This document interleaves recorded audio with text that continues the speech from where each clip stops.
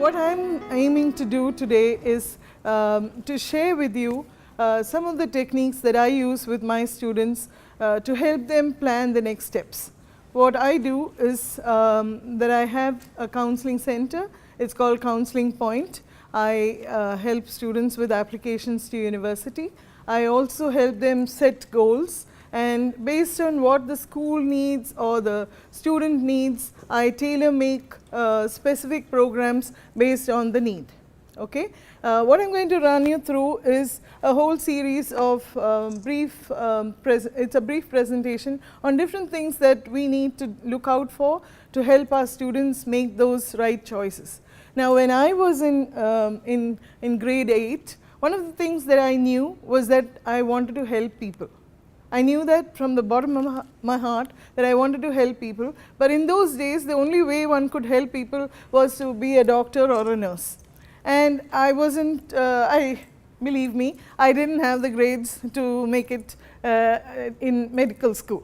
But what I do today, I have a background in medical and psychiatric social work, and what I do today is actually help people make those choices, because the life choices you make are also intertwined with your career choices.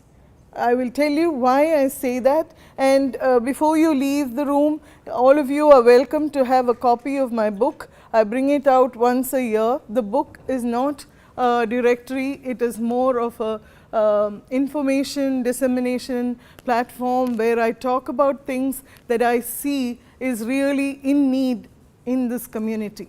For example, earlier this year we've seen several students who, because of stress, we've had 3 to 4 students take their lives simply because of stress.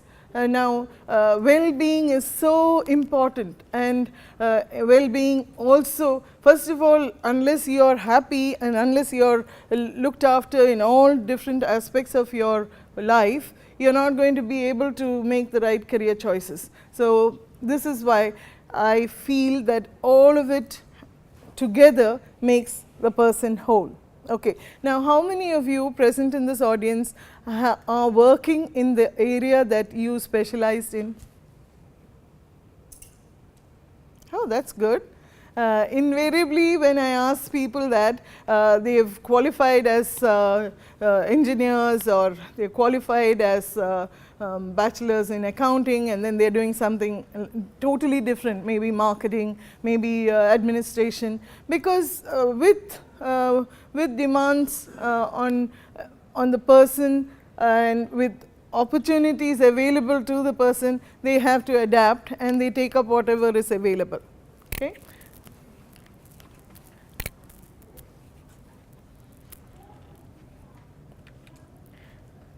Now,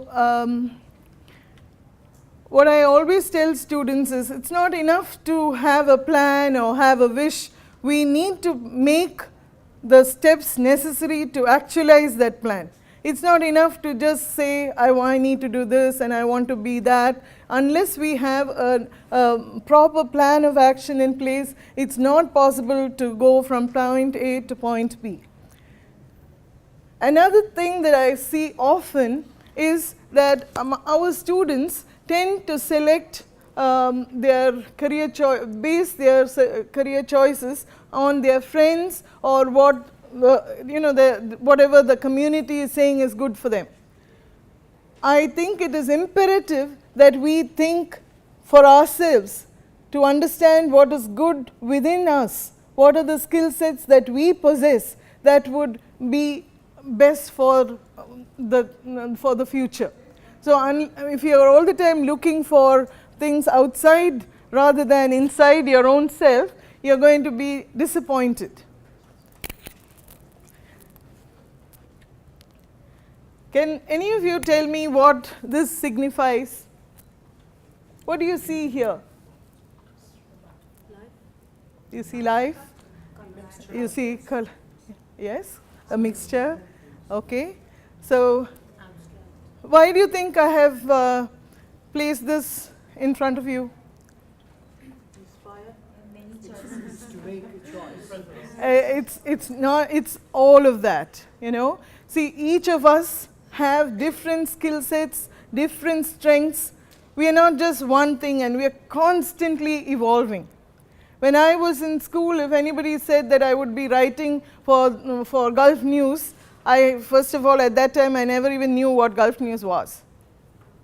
You know, we are all the time adapting to change, we are learning about ourselves, and unless we constantly upgrade our skills and unless we constantly become aware of what are the opportunities out there, we'll be stuck in a rut. Let me tell you that our students are very, very techno-savvy. You know all of that. But they are 20 steps ahead of us. So unless we constantly upgrade our skills, learn new things, we will be dodos and we would be useless for our students. So why I show you this is because wherever we may go, we carry with us this quilt, which is a mosaic of different capabilities that each one of us has. Many of the people here may be counselors, some of you may be teachers. Now each one, even if they are all counselors sitting in a room, some have strengths in one area, whereas some others have other strengths. So wherever we may go, we should be able to demonstrate those strengths. Same goes for our students. So we have to give them opportunities to display that.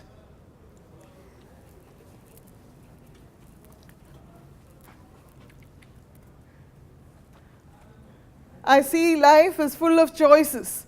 I see a lot of students every day, and sometimes they come with a big plan. They tell me, I want to go to Harvard, I want to go to MIT, or I want to go to University of Toronto. Now, oftentimes they haven't seen what their grades are like. They only are looking at the rankings. They are only looking at what's prestigious, what is fantastic to speak about. Now, there are so many things that can help the student actualize that goal. There are also things that may prevent the student from actualizing the goal, and some of those are your interests, your ability, your aptitude, your personality, your values, and economic considerations. Now, why have I put together this, why have I named economic factors as one of the things? It's because nothing is a given. Last year, there are students who come to me and stay with me for the whole year. Last year, I was helping one student apply to universities in the US. We had done the whole process together. She had also got her acceptances in hand. And then she had to make a decision by May. And in March, when the decisions came, soon after March, towards the end of March, the parent realized that he has been laid off. They have made the provision for the child, but there is no money coming in all the time. You know, if you are laid off and you've been working for some time, and then you have this sense of insecurity. Am I going to put away all of my savings to get this child into the place that she wants, or should I think about myself, because it's not just about my child, it's all about the whole family, right? So economic factors play a crucial role. So when you really need to talk to them about setting realistic goals. You may want to go to the topmost university where the costs are prohibitive, but just because some of your friends are aspiring for that. I'm talking about the student perspective. We need to sit them down and tell them what it costs, because even parents, they may be thinking, oh, that's about 25, 30 max. But when you add up the figures, it's not just the 35,000 or 30,000 which is the tuition. You also have to factor in the boarding, the lodging, the insurance, the books and supplies, whole host of things. So it is important, the economic factors need to be borne in mind. Similarly, values. Why do I say values are important? I have had students who have said they would like to work in the hotel industry. Now, the hotel industry from the outside looks fantastic. It's very, very pish posh. You're going to be in a real beautiful environment and all of that. But is that in keeping with your family's religious beliefs?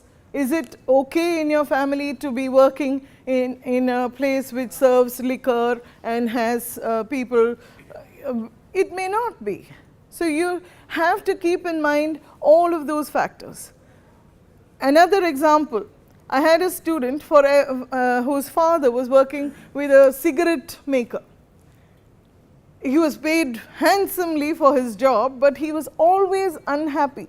And that came to light when I was working with the child. When I was talking to the child about all of the options and everything, he then told me that, you know what, Ms. Menon, I'm really not happy in my job. So I said, then why aren't you saying Ma Salama? So he said, it's because of the family and because of, so I said, okay, sit down and think for yourself, what are you unhappy about? And the thing that he was most unhappy about was the fact that it wasn't in his values to accept tobacco. I mean, so he was seeing himself as somebody who's promoting something which he does not truly in his heart believe is right. So values are very, very, very important. Personality. Now, personality is another thing which is very important, because if you're, for example, if you're a marketer, you've got to go and meet so many different people. If you're a shy, withdrawn, introvert, it is a bore, because every single day you have to pick up your bag and go and make presentations. So you need to see if there's a good match.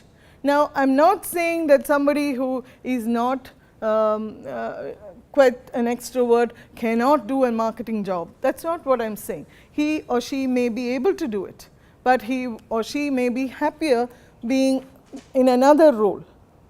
Am I right? Yes. Okay. Now, in your schools, how many of you have any kind of psychometric test or aptitude assessment? Do you do anything to assess the ability levels? You do? Okay, would you like to share what is it that you use? Actually, we are using OACs for assessing the interest of the students, so that we can align their field of interest to the courses they're going to take for college. Okay. Yesterday, I had a very interesting visitor. She is an Indian from Nigeria, and she has opened her. Yes. I'm trying to use that for counseling for my school. Which school, ma'am? In Winchester, Javelli. We had a presentation by them using the fingerprints based on the DNA technology. Is that what you want to talk about? Yes. I'm not, I don't know which is the best fit, but then I can tell you about what is available there, and then you can see what may fit in with your scheme of things. Okay? There is a center called Human Capital, Jardine Human Capital. They are right next to Middlesex University in Knowledge Village. They do an assessment. There's another center called Varsity Connections. They do psychometric tests. And this interesting concept that I came across yesterday was to use your fingerprints to understand where your skills lie, your personality, your skills, and all of that. I'm going to try it out.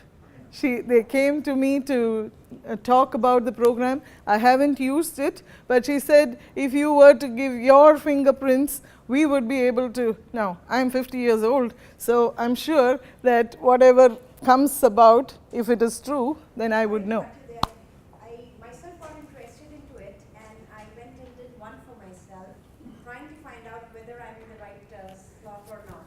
And the report quite talks about the two hemispheres of the brain, and it has a genetic base to it, and talks about the 8 intelligences. So it is quite, I felt it was quite accurate. There you go. Kind of, convinced.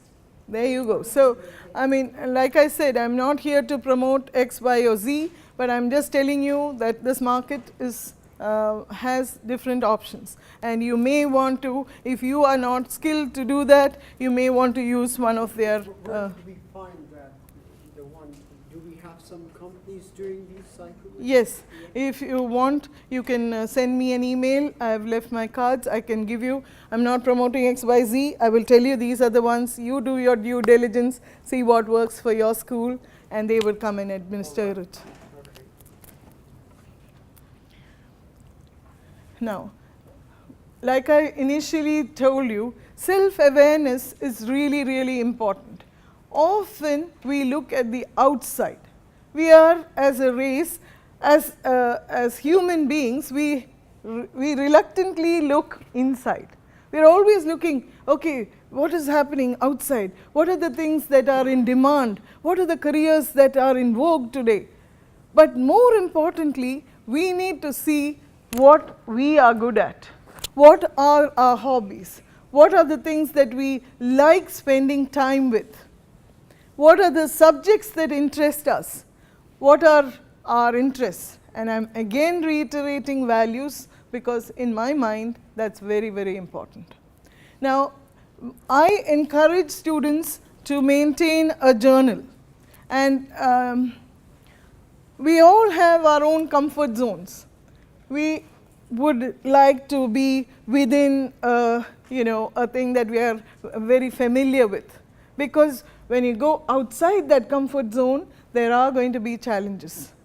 But let me tell you that I'll talk from personal experience. I used to work with Mr. David Ipe here at the Indian High School. I worked for 4 years as a counselor in a school, like many of you present here. Today I am on my own. I don't say there are no challenges. It's completely challenging. But if I had remained in my comfort zone, that there would have been certain limitations to what I could do. Maybe if I were continuing in a school, I would still be presenting at what works. Maybe. But now I'm not able to do all of the things in a structured environment, but I'm working with the things that I truly believe in. So if it is to organize workshops for counselors, or write for Gulf News, or when you're working with a big institution, it's different. But when you're working on your own, it's slightly different. And it is not an easy ride, but let me tell you, it is a beautiful ride. I came across one of my students day before yesterday. She is now working with Deloitte in Houston.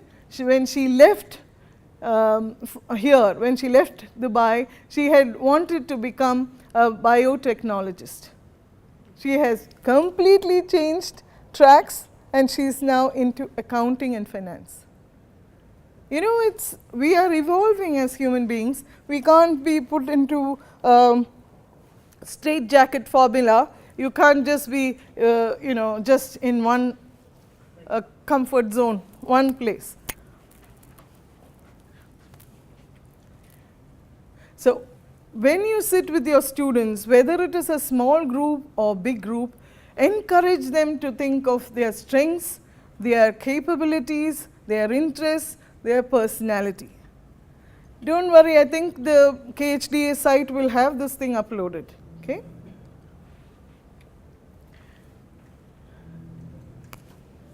Now, one of the things that we need to understand is, what is that work involve? Like some of us want to do, say we want to become a graphic designer. Now these people at the back who are doing the data harvesting, they're doing a fabulous job of pictorially depicting whatever we are talking about. But not all of us are as talented in terms of pictorial depiction, right? So each of us have different things that we may be good at. So to understand that, we will only be able to do that if we try out different things. And that trying is a process that is a continuous process. So while we understand ourselves and we understand the world of work, like somebody the other day said, you would never find a jobless accountant. And another person said, one parent told me, what is he going to do with digital media? I don't know, what is he going to do with that? And then the father is all looking at WhatsApp and looking at what is he going to do with digital media. There are so many amazing possibilities, right? If that is something that the child, the student is interested in, encourage him or her to go for GITEX, to go for fairs where these sort of things will, and encourage them to take up internships, to understand what that world of work means. Also, if they understand that this is not for me, that too is a good thing.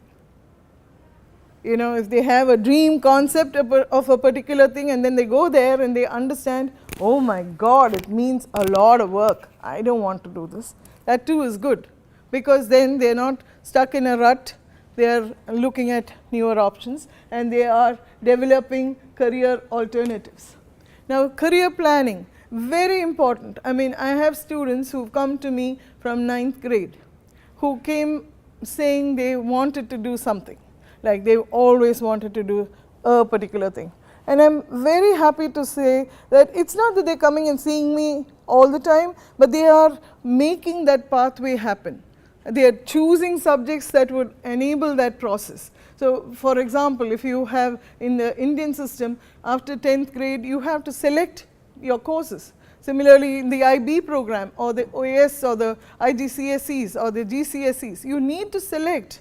You need to understand what is required. So, if you choose the wrong subjects, it is just a small detour, but it is a detour. And at that time in a young person's life, he or she does not want to waste one whole year doing that foundation program or whatever it is that it takes to get there.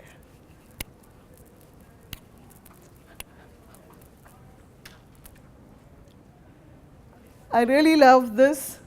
I just put it in because we have to be ourselves. That's what it means. Okay. Another thing I would encourage you to encourage your students to do is to prepare a portfolio.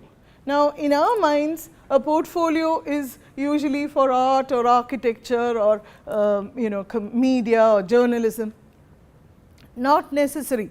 I am talking about a portfolio for career, and that means if the student has taken part in what works and introduced the speaker, if the student has been part of the Duke of Edinburgh, he or she has taken part in Round Square or has contributed to clean up campaign, whatever it is, every little thing counts, because while they are doing those sort of activities, they are understanding, they are communicating, they are collaborating, they are doing things unwittingly.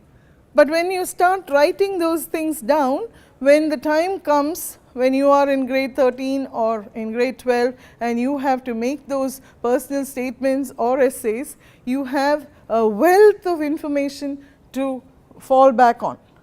So many times I have students who have done many things, but they have not kept any record of it. So we don't know whether it's just hearsay or whether it has actually happened. So it is very good if they could prepare a portfolio and add to it every year. So if you give that as a task for your 9th graders, how many of you look after 9th grade? Okay. Because most of the institutions overseas, especially, they look at everything from high school, which begins in 9th grade. I see a lot of students have a lot of activities until 8th grade. They've done karate, they've gone trekking, they've done 100 million things, but when it came to 10th and 11th, and then they become so focused, they have nothing but an academic profile to talk about. That makes it one-dimensional. Especially now, I come from India. In India, what they look at is only the marks. Marks speaks for the student. But for the overall holistic development of a child, all of these things also matter. Marks are just one aspect of it. But we, in our Indian systems, we tend to prepare them for the marks, for the challenges or the competition for professional courses by focusing just on marks. But we need to have more things than just marks.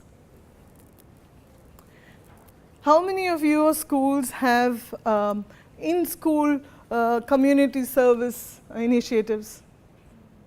Only 4? Okay.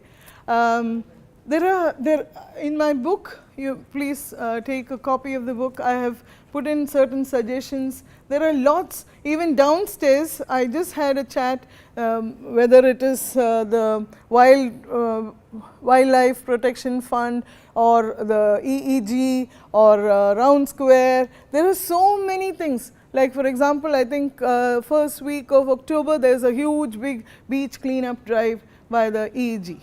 Now, if there is going to be in October the Pink Walkathon, there would be things for breast cancer awareness. Now, if we ourselves get involved as the mentors of our students will also come along with us. You know what I mean? We need to walk the talk. We can't just tell them, okay, go guys, do this, do that. If we ourselves get involved, whether it is for a campaign to get hair for people suffering from cancer, or whether it is raising awareness through Terry Fox Run, whatever it takes. If your school has chosen to support Habitat for Humanity or Red Crescent, whatever it is, every little bit counts. And students also, they really evolve as human beings when they learn to give. Over this summer, I had a student, brilliant student, has all what it takes academically, and he has done a fair bit of things in school, in debates and MUN and those sort of things. But there was nothing that he had done in terms of community participation. So it was in end of grade 11 that he came to me. So I said, let me have a look at all the certificates that you have and all your academic profile and everything else. And then I said, hey, you're missing a piece here. You're missing this, which is really important. And believe me, he spent 3 weeks in the summer volunteering in a school for visually handicapped children in India. And when he came back, he was so charged, he spoke about it in his school assembly. He's now decided to have a core group, and they're waiting for the public exam to be over to actually go there and volunteer. So, yes? This was also like for the grade 11 and 12 students. I have seen this problem earlier also when our children are seeking admission for university, especially for America and UK. It is mandatory when they have to give their SAT and TOEFL marks in the portfolio, environmental activities and community service activities. So there also I had met many parents, they didn't even know in many of the schools that there is community service a part of the program. And we also have many places, just to mention, there is Al-Noor Center in Dubai, where usually schools make a visit. There is Dubai Autism Center. There is in Mamsar, we have a home for the elderly people, which is a very famous point where students visit for the old homes. There is an orphan school in Ajman. So these are some of the very common places where we go, and even the other schools have. Which school do you represent? Al-Ittihad Private School in Mamsar. Okay. There is also a new and interesting interactive website called Volunteers in the UAE. Okay, I'm friends with them on Facebook, and they keep constantly updating on activities. You may want to become members. Your students may want to. They have very different kinds of activities, stuff like looking after abandoned dogs and cats. They raise funds for workers. They do distribution of food during Ramadan, after Ramadan. They have various activities. They also go to census to help students, children who are special needs children. They also do things to take children with special needs for an outing so that the families get a day of rest. Okay, so amazing things can be done, but I think we need to nudge our students a little bit, because they may not be aware that this is a requirement, and you will understand that when they actually get into it, they become really blossom as human beings, and they haven't thought of certain things, they have taken things for granted. And I see it in their essays, I see it when they go and do certain events like that, and then they come back and they talk about their blessings. I mean, it's a kind of a defining moment for some of them, because they've never ever had an opportunity to do that. And it need not be school related alone. There are churches that do activities, there are mosques that do activities. It is not necessary that everything that you do, the students have to do it in the school. It could be even outside.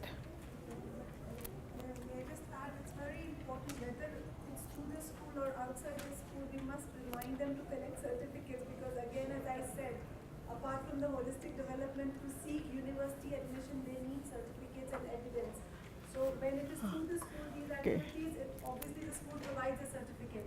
But let me tell you that it's not possible for any student to submit all of the certificates. Okay, it's not because universities don't have the time. They're getting millions, like for every seat, for every place there are hundreds of applicants, like 20,000 applicants for a school of 2,000 freshmen. So, you know, they're not going to be looking at every certificate, but what would be good is if your students create a profile which has all of that information. Okay, so, and if that profile is created, and if you are the counselor and the student has done some stuff outside and shows you the certificates that he or she has participated, then you can endorse it by mentioning it in your letter of recommendation. Okay. Now, some of the things that I feel that we need to think about, to reflect, is to understand where we are at this moment. Even as older people, it's not all the time that we are looking at our students. What about us? We have to think about ourselves as well. We have to reflect, what is the next step? What do we want to do next? Are we comfortable? We'll just do this bindas a few more years. Or do we want to better ourselves? We need to analyze and see what would be a better thing to do, what else is in store for us. We have to then strategize. We need to understand what will enable us to actualize that goal. You have to work smart to make that happen. It's not going to fall into your lap. So, we need to do things that will enable us to go to that next level. We need to always tell ourselves as well as our students that we need to prioritize. Especially when they come to the IB stage, IB1, IB2 or A levels or 12th grade, they're going for tuitions, they're going for SAT prep, they're going for this and that and the other, and they have no time. So, it's important, it's imperative that they prioritize and see, supposing the deadline for submission of the University of California application is 30th of November, you've got to work towards it. It's already going to be October, it's not going to happen. 15th of October is the deadline for early application of Georgia Tech. If your student is aspiring for that, we are going to have a whole host of holidays for Eid. Are you going to be ready to write those letters of recommendation in your free time? I don't know. So, we also as a group have to give them certain deadlines so that they prioritize and work towards those goals.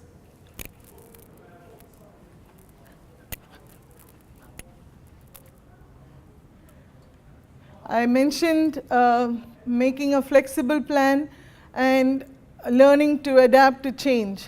This is so important. I talked about the student who had initially hoped to go to America, and then later on the family could not help that child actualize that goal because of changed family circumstances. Now, we need to be able to be flexible. Now, those of your students who are not emotionally ready to run away and go away to a country far away from their home country, or be it in US or Canada or wherever, you have to bear in mind the maturity level of the student. Because we don't want students to go away and then come back disappointed or not able to make the cut. So we have now options available locally, so we may want to consider those, or we may want to consider things back in their home countries. We also may want to talk to them about doing 2 years here and then moving when they are emotionally ready for that transition. Okay? There are various combinations and there is no one size fit all. So, it will be dependent on the preparedness and maturity level of the student. And all of those factors that I talked of in the beginning, it is not just the emotional, it is also the financial and the social and all of those factors. Okay? Now, another thing that you may want to understand, I do not know if you already do, but is the fact that if you are talking to your families, you need to tell them that in certain places it is very rigid. For example, in India, if you choose to go for engineering, you will do engineering and nothing else, whereas there is a lot of academic freedom in North America. You do have the opportunity to mix and match. You may want to start off like the student who started off with biotechnology, moved into number crunching and accounting. That sort of flexibility is not available everywhere. So, when we guide our students, we have to bear those factors in mind.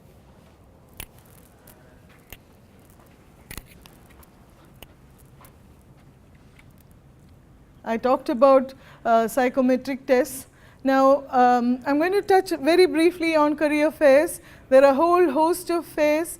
There is the next one, we just finished the International Student Network American Fair. There is one coming up on the 21st September, which is the Linden Tours, and after that there is one called the US Education Group. I am going to show you those. Those fairs are really important. You also have NAJA, you have GTEX. I would encourage you to take your students to those events. It just gives them a broader perspective. They understand what it takes to get to those institutions. Apart from that, I would definitely encourage your students to take up internships. Every parent who comes to me, I ask them, does your office accept interns? Because it's not for me, but it's for the students that I work with. If the student in your care goes for an internship, he or she will have an exposure which will be very beneficial when he is going for the world of work. Magazines, internet, all this you know.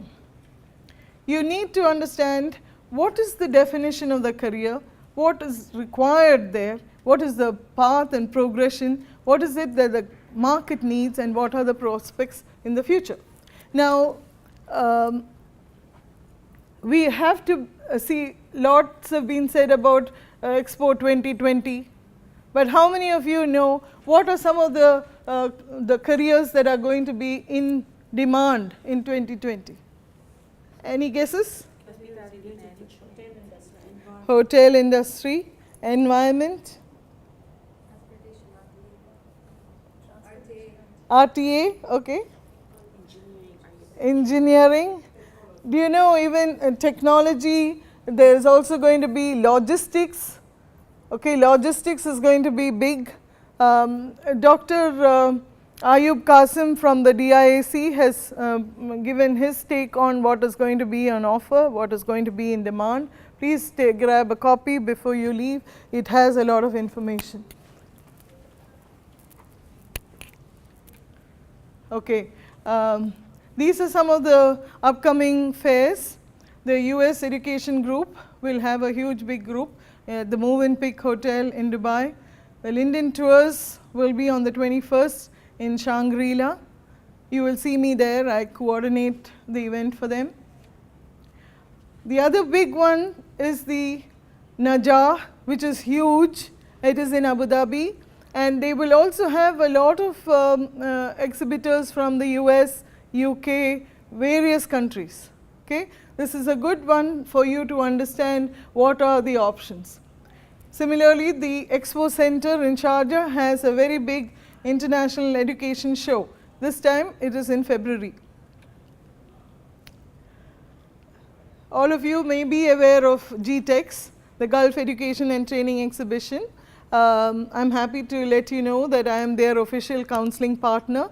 We do counseling workshops for counselors in schools. If any of you are interested, please stop by and talk to me. It's free for all, and last year we had about 72 counselors who benefited from the exercise. This time GTEX is also going to Abu Dhabi. While you leave, you may also take copies of EduKex and the Canadian Education Fair. You can make big copies of it and put it up on your notice board. This has information about the upcoming fairs in Canada and in UK. The EduKex, the British fair, will host about 50 British universities. And there's the Canada fair. They will be in Abu Dhabi as well as in Shangri-La. Okay. Before I conclude, all of us hear about passion. We hear that we need to have passion to do whatever we do, and to do it well, we say we need passion. Now, there is a new theory. This person, who is a career counselor called Cal Newport, he says passion need not be something that you are born with. It can be cultivated. His theory, which I also think is really pertinent, his theory is that if you have a curiosity, if you are curious and want to learn more about a certain thing, and you get engaged with that thing. See, some of you are not really career counselors. You are teachers of some subjects, but now you have become interested with this role. You have been asked to do this. Now, if you get engaged, you learn, you seek opportunities, then you really are going to enjoy. And that's how passion is cultivated. It doesn't come one fine morning into our heads. It's like, it can be, it can be cultivated. Okay, so. Well, I have a question. I mean, the aptitude and the passion, how do they go along then? The one which we talked about, aptitude of the person. Yeah. And then the passion, which could be. Which is, if you have the interest in that, the passion will follow. So your innate abilities will get a boost, and passion will take over. Yeah, for example, if I'm not interested in something, so could someone cultivate that passion in me for something? You have to do it. Somebody else cannot do it for you. If you want to do it, you have to get involved. I'm getting my time out. So thank you very much for being patient, and please help yourselves. Should any of you want to talk to me, I'm outside. Please. Thank you very much.